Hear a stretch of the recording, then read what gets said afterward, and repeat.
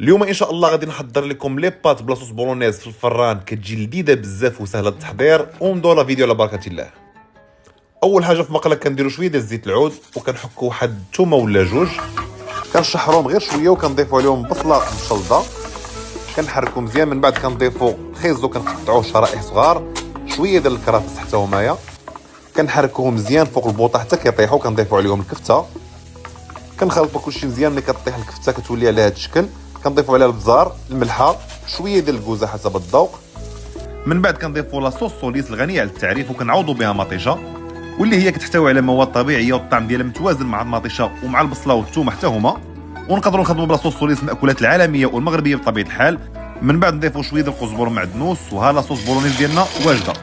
ومن بعد كنسلقوا لي بات ديالنا الدنتي كيف ما كتشوفوا، ما تكونش طايبه بزاف، وكنخلطوها مع لاصوص بولونيز وكنديروها في شي مول، وكنضيفوا فوق منها لاصوص بيشاميل اللي غتلقاو المكونات ديالها في صندوق الوصف.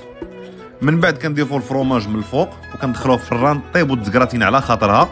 وها لي بات ديالنا واجدين كيجيو بنان وسهلين التحضير. كنتمنى انا الوصفه نالت الاعجاب ديالكم بالصحه والراحه. وما تنساوش تشاركوا في المسابقه ديال سوليس. ما عليك غير دير هاد الطبق اللي درت لي بات في الفران، ديرها مع لابواط ديال سوليس، صورها وبارطاجيها في الهاشتاغ ديال البنه مع سوليس. المسابقه كاينه في رمضان كامل، والفائز غادي يربح واحد الروبو دو كويزين من طراز العالي. حظ سعيد للجميع.